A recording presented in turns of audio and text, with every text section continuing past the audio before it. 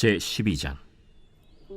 예수께서 비유로 그들에게 말씀하시되, 한 사람이 포도원을 만들어 산울타리로 두르고 즙자는 틀을 만들고 망대를 지어서 농부들에게 세로 주고 타국에 갔더니 때가 이름에 농부들에게 포도원 소출 얼마를 받으려고 한 종을 보내니 그들이 종을 잡아 심히 때리고 거저 보내었거늘 다시 다른 종을 보내니 그의 머리에 상처를 내고 능욕하였거늘 또 다른 종을 보내니 그들이 그를 죽이고 또 그 외에 많은 종들도 더러는 때리고 더러는 죽인지라. 이제 한 사람이 남았으니 곧 그가 사랑하는 아들이라. 최후로 이를 보내며 내 아들은 존대하리라 하였더니 그 농부들이 서로 말하되, 이는 상속자니 자 죽이자. 그러면 그 유산이 우리 것이 되리라 하고 이에 잡아 죽여 포도원 밖에 내던졌느니라. 포도원 주인이 어떻게 하겠느냐? 와서 그 농부들을 진멸하고 포도원을 다른 사람들에게 주리라. 너희가 성경에 건축자들이 버린 돌이 모퉁이의 머릿돌이 되었나니 이것은 주로 말미암아 된 것이요 우리 눈에 놀랍도다 함을 읽어보지도 못하였느냐?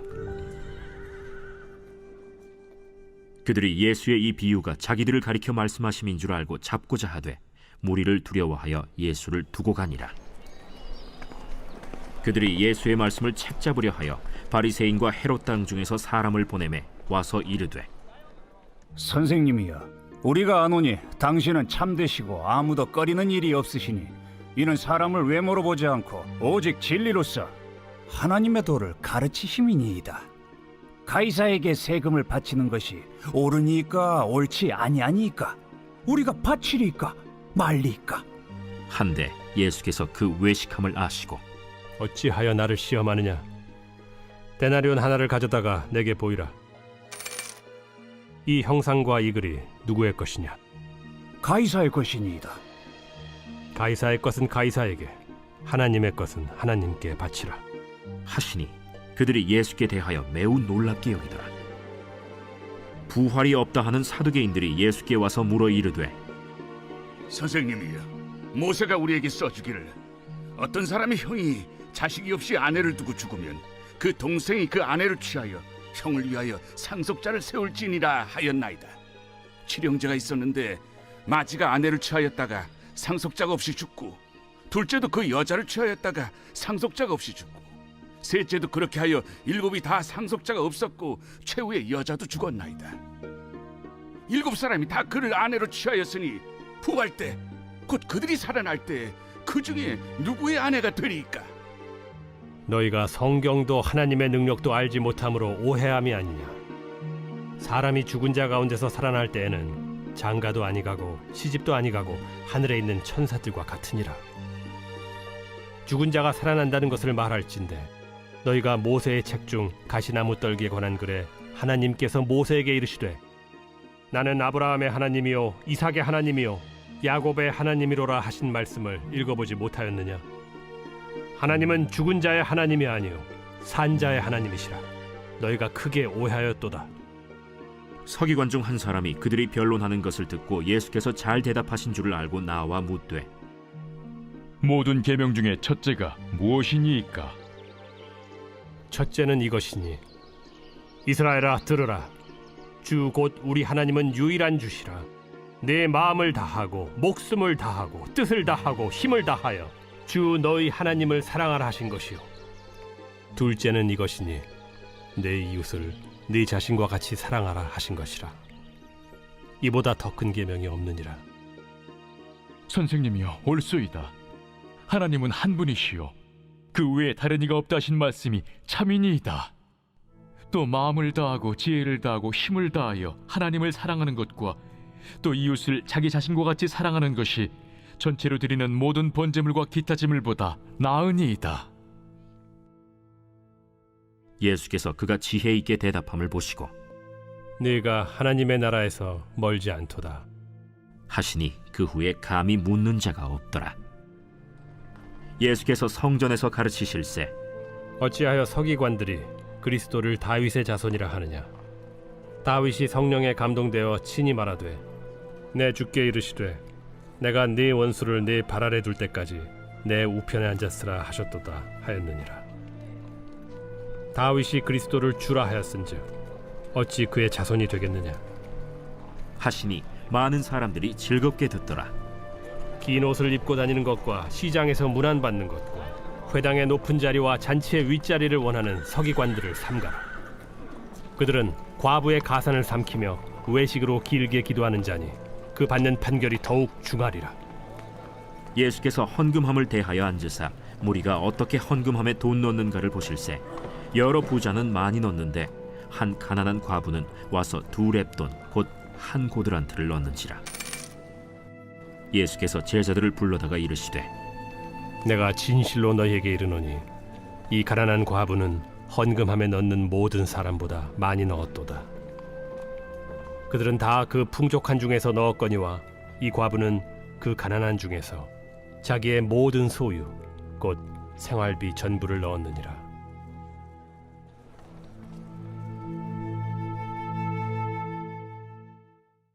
할렐루야. 오늘도 이 새벽에 주님의 말씀을 사모하여 예배 자리에 나오신 여러분 진심으로 축복합니다. 특별히 말레이시아에서 또 말씀을 증거하고 계신 우리 귀하신 목사님을 위해서도 함께 기도하시길 바랍니다. 어제 말씀드린 것처럼 마가복음은 행동의 복음입니다. 나가는 제자로 살아가는 삶이란 예수님을 따라서 섬기는 삶이며 예수님이 만나셨던 것처럼 오해와 거절을 당하는 길이 바로 제자로 살아가는 삶임을 가르쳐주고 있습니다. 그러므로 우리는 제자도에 집중하면서 그분이 가지셨던 인격과 사명을 제대로 이해하고 자기의 십자가를 지고 예수님을 따라가야 될 줄 믿습니다. 지난 시간에는 예수님의 제자라면 믿음을 가지고 기도하는 자로서 내면을 가꿔야 함을 이야기했다면 오늘 마가복음 12장의 말씀을 통해서 과연 우리가 어떤 사람이 되기를 원하고 계실까? 함께 묵상해보는 시간이 되었으면 합니다. 존 오트버그 목사님은 예수님이 바리새인들과 서기관들과 같은 외식하는 자들을 만나실 때마다 그들을 꾸짖으시고 때로는 분노하시는 모습을 보면서 이 목사님은 예수님께 이런 타이틀을 붙여드렸습니다. 사랑 때문에 분노한 이율배반적인 긍휼의 사람이다 라고 말입니다. 사랑과 긍휼은 분노하는 모순되는 말이지만 예수님은 이 두 가지를 단 하나의 목적, 하나님을 사랑하고 영혼을 사랑하는 것을 위한 선택이었기에 이런 수식어를 붙여드린 것이라 생각합니다. 오늘도 예수님은 회당의 높은 자리와 잔치의 윗자리를 탐하는 외식하는 서기관들을 향해 날카롭게 꾸짖으시면서 우리 삶의 가장 본질적인 것을 말씀하셨습니다. 바로 하나님 사랑과 이웃 사랑입니다. 우리는 누가 예수님의 제자인지 알 수 있습니까? 그 공동체 안에서 하나님을 가장 사랑하고 또 하나님의 형상으로 지음받은 사람을 가장 사랑하는 자를 볼 때 저분이 예수님의 제자임을 알게 되는 것입니다. 예수님은 613가지의 율법 조항을 단순히 지키는 것에 목숨을 걸고 그 안에 숨어있는 진짜 본질, 진짜 정신을 잃어버린 자들을 향해 2가지의 계명으로 압축시켜 말씀하셨습니다. 30절 말씀에 내 마음을 다하고 목숨을 다하고 뜻을 다하고 힘을 다하여 주 너의 하나님을 사랑하라 하시는 것이요.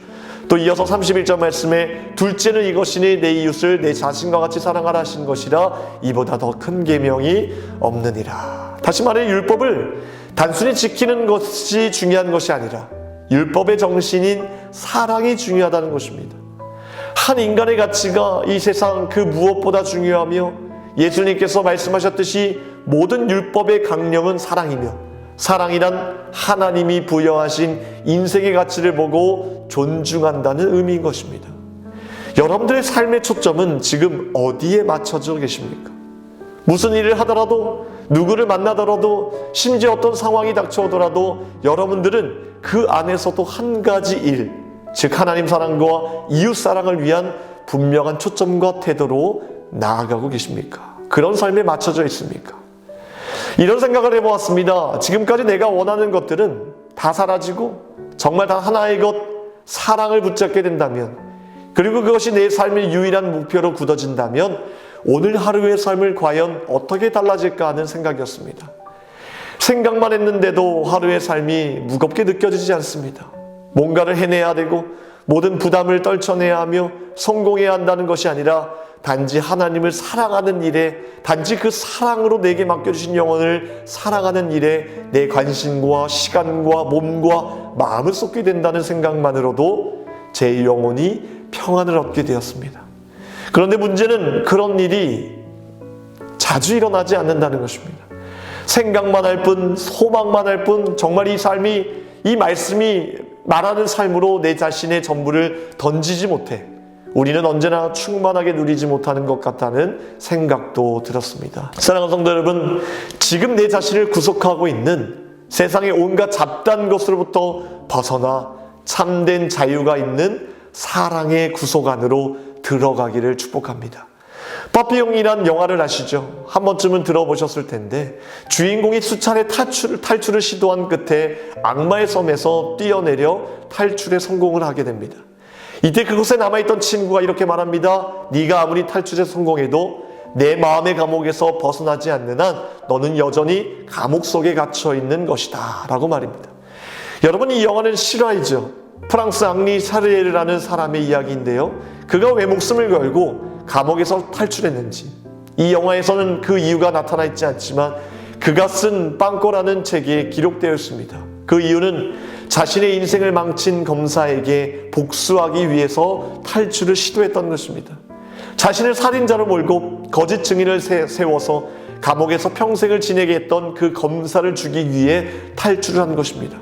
그런데 그는 파리에 도착했을 때 자기가 젊었을 때 지나다니던 거리, 부모와 함께 지나다니던 장소들, 어릴 때 꿈꾸던 미래를 떠올리면서 마음을 바꿉니다. 사리에르는 살인범으로 억울하게 체포당했던 그 자리, 그리고 자신의 청춘을 감옥에서 다 보내게 만든 그 자리에서 이렇게 말합니다. 나는 하나님께 기도했다. 내가 복수를 포기한 대가로 다시는 이런 비극이 생기지 않게 해달라고. 그리고 나 자신에 이렇게 속삭였다. 너는 이겼다 친구여. 너는 자유롭고 사랑받는 내 미래의 주인공으로 여기에 있다. 그들이 어떻게 살고 있는지 더 이상 알려고 하지 말라. 그들은 과거의 한 부분일 뿐이다. 너는 여기에 있다. 마치 기적처럼. 그리고 너는 지금 확인하고 있다. 이 일에 관계된 사람들 중에 내가 가장 행복한 자임을.